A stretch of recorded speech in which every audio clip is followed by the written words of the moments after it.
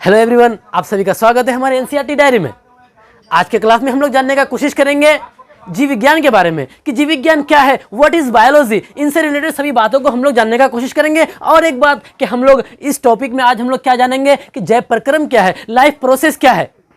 तो आप अगर हमारे एनसीईआरटी डायरी से जुड़े हैं तो चलिए हम लोग जानने का कोशिश करते हैं। सबसे पहले जीव विज्ञान क्या है, किसे कहते हैं बायोलॉजी। बहुत सिंपल सा लैंग्वेज, अपनी भाषा में, बिल्कुल सरल भाषा में। देखिए जीव विज्ञान किसे कहते हैं, कभी नहीं भूलिएगा। जीव विज्ञान मतलब विज्ञान की वो शाखा, विज्ञान का वो ब्रांच जिसमें हम लोग किसका अध्ययन करते हैं, जीव का, मतलब जीवन का अध्ययन करते हैं। अगर इसको हम लोग सिंपल में लिख सकते हैं किसका, अगर जीवन का, किसका, जीवन का अध्ययन करेंगे विज्ञान की जिस शाखा में, उसको हम लोग क्या बोलते हैं, सिंपल में जीव विज्ञान कहते हैं। क्या दिक्कत था? नहीं ना। चलिए अब आगे बढ़ते हैं। आज का टॉपिक है क्या हमारा, लाइफ प्रोसेस, जैव प्रक्रम। देखिए जिस तरह नाम है ना, लाइफ प्रोसेस, जिंदगी का एक प्रोसेस, आपकी जिंदगी को गुजारने का, बिताने का, जिंदा रहने का एक प्रोसेस होता है ना। जैसे आप सुबह जगते हैं, शाम होती है, खाते पीते हैं, आप अपने शरीर से कुछ अपशिष्ट पदार्थ को बाहर निकालते हैं। ये पूरी चीज जो आपकी जिंदगी में होता है ना, एक प्रोसेस से चलता है। इन सभी को हम लोग क्या बोलते हैं, लाइफ प्रोसेस बोलते हैं। चलिए इसका डेफिनेशन कुछ इस प्रकार होगा, जैसे में देखिए लाइफ प्रोसेस मतलब जिंदा रहने के लिए, किसके लिए, जिंदा रहने के लिए आपको जो जो क्रिया का जरूरत पड़ता है ना, जिन सारे प्रक्रमों का जरूरत पड़ता है, उन सभी को क्या बोलते हैं, लाइफ प्रोसेस बोलते हैं। जैसे में देखिए सिंपल सा, आपको जिंदा रहने के लिए किसका जरूरत पड़ता है सर लोग, जैसे जिंदा रहने के लिए आपको श्वसन का जरूरत पड़ता है कि नहीं। आगे देखिए, जिंदा रहने के लिए आपको पोषण का जरूरत पड़ता है, जिंदा रहने के लिए आपको परिवहन का जरूरत पड़ता है, जिंदा रहने के लिए आपको उत्सर्जन का जरूरत पड़ता है। बताइए इनमें से कोई भी अगर एक चीज आपके शरीर में अगर नहीं होगा तो क्या आप जिंदा रह पाइएगा। इनकेस आपको समझा रहे, देखिए फॉर एग्जांपल, अगर आपके अंदर श्वसन ना हो, श्वसन दैट मीन्स सांस लेना, इस तरह आप सांस लेते हैं। अगर आप ज्यादा से ज्यादा 1 मिनट 2 मिनट अगर अपनी सांसों को रोक दीजिएगा, अपनी सांसों को अगर आप रोक दीजिएगा, तो क्या आपका जिंदगी 2 मिनट 3 मिनट और जिंदा रह पाइएगा? बिल्कुल नहीं रह पाइएगा। दैट मीन्स आपको जिंदा रहने के लिए श्वसन का बिल्कुल जरूरत है।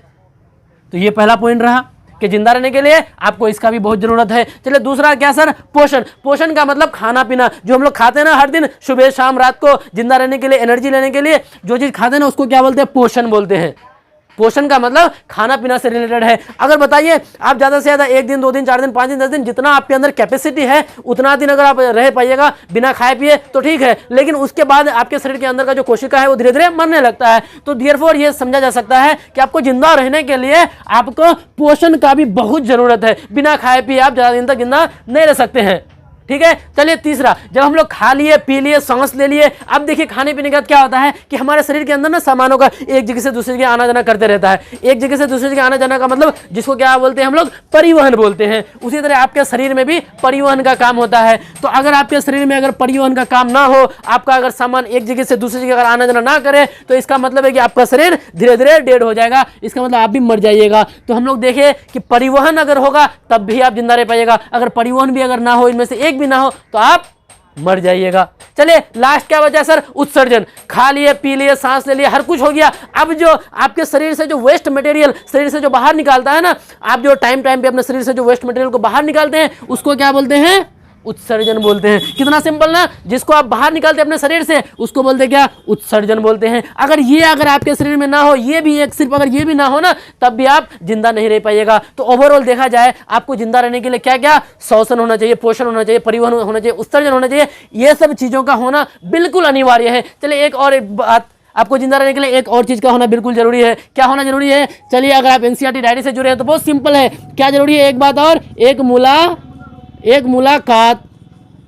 आप नहीं सुने वो गाना कि जिंदा रहने के लिए तेरी कसम, एक मुलाकात जरूरी है सनम। तो ओवरऑल देखा जाए कि आपको जिंदा रहने के लिए, आपका जिंदगी चलने के लिए क्या क्या जरूरत है, एक मुलाकात जरूरत है, श्वसन जरूरत है, पोषण जरूरत है, परिवहन जरूरत है, उत्सर्जन जरूरत है। तो देखा जाए तो लाइफ प्रोसेस किसको बोलते हैं कि आपका जिंदा रहने के लिए जिन सारी क्रियाओं का जरूरत पड़ता है ना बच्चों, उन सभी को हम लोग क्या बोलते हैं, जैव प्रक्रम बोलते हैं। और जैव प्रक्रम के अंदर आपका क्या क्या आता है, तो यही सारी बातें आती है जैव प्रक्रम के अंदर। फिलहाल ये नहीं था, आपको ओवरऑल मजाक के लिए था। तो चलिए समझ में आया कितना आसान था ना, कि जिंदा रहने के लिए जिन सारी चीजों का जरूरत पड़ता है, उन सभी चीजों को हम लोग क्या बोलते हैं, लाइफ प्रोसेस बोलते हैं, जैव प्रक्रम बोलते हैं।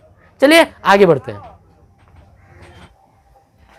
तो चलिए हम लोग आगे बढ़ते हैं। हम लोगों ने क्या सीखा कि जैप प्रक्रम क्या है, किसे कहते हैं जैप प्रक्रम, इनसे रिलेटेड हर एक बातों को हम लोग बारीकी से जानने का कोशिश किए, बारीकी से सीखे। तो चलिए आपका यहाँ पे किस तरह का सवाल बन सकता है, किस तरह का आपको बोर्ड में एग्जाम में क्वेश्चन पूछता है, किस तरह से एग्जामिनर आपको घुमा फिरा के क्वेश्चन पूछेगा, चलिए उन सभी चीजों को हम लोग निचोड़ करके निकाले हैं। जिसे देखिए आपको यहाँ से ना कुछ इस प्रकार का सवाल पूछेगा कि जैप प्रक्रम क्या है, क्या है जैप प्रक्रम, या फिर इसी बात को घुमा देगा कि जैप प्रक्रम किसे कहते हैं, या फिर लिख देगा कि जैप प्रकरण पर टिप्पणी लिखे, कोई भी पूछ दे, लेकिन आपको सिर्फ वही लिखना है कि जिंदा रहने के लिए हमें जिन सारी क्रियाओं का जरूरत पड़ता है उन सभी को क्या बोलते हैं, जैप प्रकरण बोलते हैं। बाकी उसका लिख देना है कि पोषण, शोषण, परिवहन, उत्सर्जन, ओवरऑल हो गया जैप प्रकरण। चलिए अब दूसरा क्वेश्चन आपका कुछ इस प्रकार से यहाँ पे बनता है कि कोई वस्तु, कोई भी चीज, कोई भी वस्तु क्या है आपका, सजीव है, कोई वस्तु आपका क्या है, सजीव है। इसका निर्धारण करने के लिए हम किस मापदंड का उपयोग करेंगे। जैसे मैं आप लोग को बोल देगा, एक तरफ एक बोतल रखेगा, एक तरफ एक आदमी, कुत्ता, बैल, भैंस, बकरी, किसी को भी रख दे, बोलेगा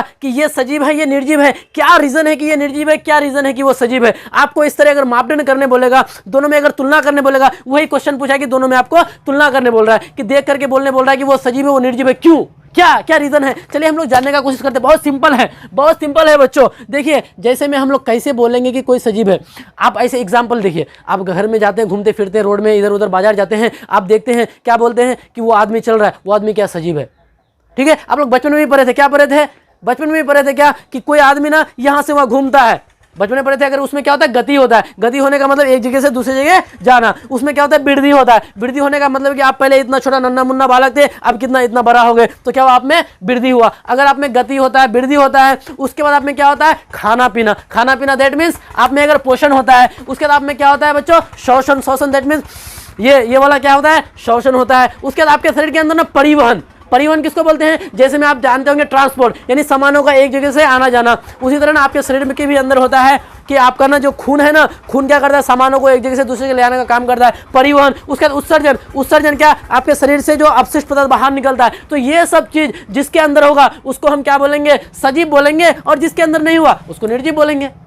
दैट सिंपल। चलिए उसी बात को लिख देते हैं हम, कोई दिक्कत नहीं ना, चलिए लिख देते हैं उसी बात को। तो ये रहा इसका परिभाषा, कुछ इस प्रकार से आप लिख सकते हैं एग्जाम में कुछ बातों को आप इस प्रकार से लिख सकते हैं। तो चलिए अगर आपको इसका स्क्रीनशॉट करना है तो स्क्रीनशॉट कर लीजिए, मैं जब तक के लिए थोड़ा साइड ले लेता हूं।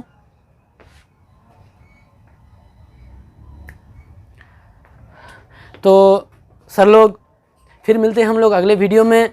अगर आपको इनसे रिलेटेड या फिर कुछ भी बातें अगर आपके दिमाग में है, कोई भी सवाल है आपके दिमाग में, तो हमारे कमेंट बॉक्स में आप उस सवाल को पूछ सकते हैं। हम लोग कोशिश करेंगे कि उस सवाल का आप लोगों को जल्द से जल्द जवाब दे सके। और भी जानकारी लेने के लिए हमें डायरेक्ट इंस्टाग्राम आईडी जो NCERT डायरी है उसमें भी DM कर सकते हैं। तो सर लोग बढ़िया से स्टडी कीजिए, बढ़िया से पढ़िए, जितना अच्छा स्कोर कीजिएगा उतना बढ़िया है। तो फिर मिलते हैं हम लोग अगले क्लास में। जब तक के लिए जय हिंद, पढ़ते रहिए, मुस्कुराते रहिए, बाय बाय।